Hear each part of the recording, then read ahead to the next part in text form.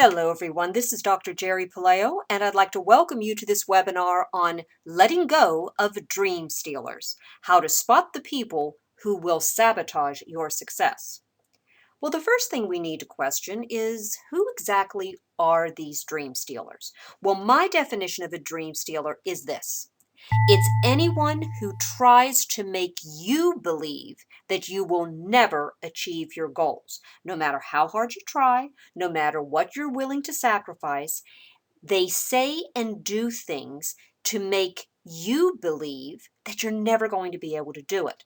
Now, the reason why dream stealers are so deadly and they're so able to sabotage your success is because often the dream stealers are people who we love or people who we respect. And as a result, we tend to listen to what it is that they say. But as I'm going to mention throughout this webinar, you have to learn to identify who the dream stealers are by what it is that they're saying to you, and then take steps to get them out of your life. Well, the first type of a dream stealer is the type who use the tactic of belittling your accomplishments. Now, they do this by saying a variety of things. They can say, well, no matter what you've done, you're still not as good as so and so. In other words, you did something that you were really proud of, but it's still not good enough in their eyes. Or they may say, well, so what if you've done this? Everybody who has done that. Or if it's something that you really want to achieve, let's say to launch your own successful business, they'll come back by saying that everybody wants to own their own business. Now, as I mentioned before, dream stealers are people who we care about or respect, and so we tend to listen to what it is they say. But you have to understand why someone who supposedly cares about you would say this. And it comes down to one thing. What you do and what you achieve tends to be like holding a mirror up into their own lives. And even whether you're trying to do that or not, by trying to compare yourself and your accomplishments to what they did, they still automatically put you into that role.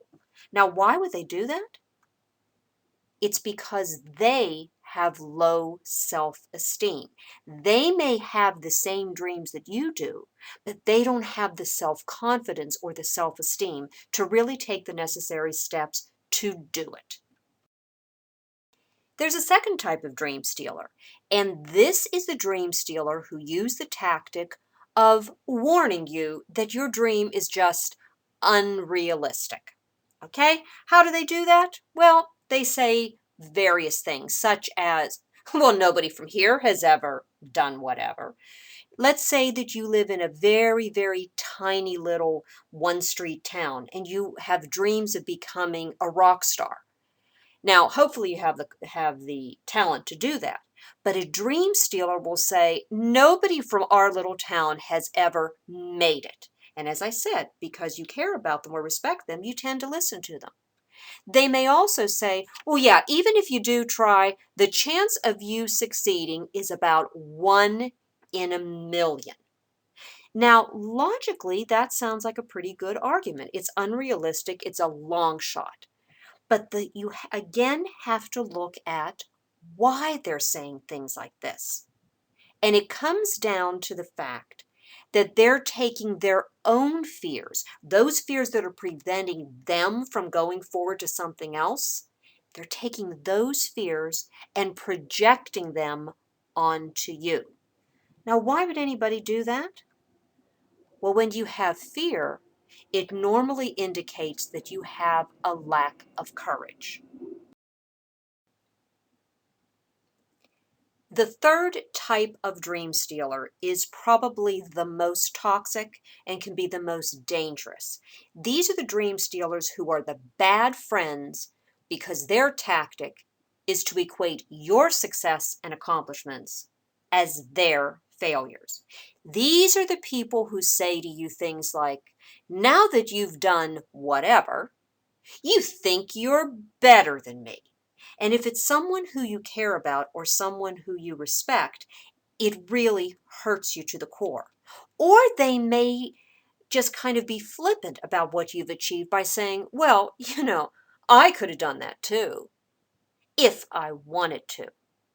Now, these dream stealers normally become very aggressive because they're saying these things to you to try to protect their own egos. Why? Because they're afraid of the change in the relationship now that you've done something that they didn't do, that they couldn't do, or that they were afraid to do. But as I said, when they become aggressive, this could be a very toxic relationship and you need to get out of it immediately. But for your own mental health and for your own ability to continue to move forward to achieve the success that you want for yourself and in your own life, whether they belittle your accomplishments or tell you that your dream is unrealistic, or finally become aggressive and say that your success equals their failure, you need to be able to spot these dream stealers and then move them out of your life. Whether you say to them that you will no longer share your dreams with them, whether you put more distance between you and them, or whether you cut them out altogether, the only way for you to succeed is by letting go of your dream stealers.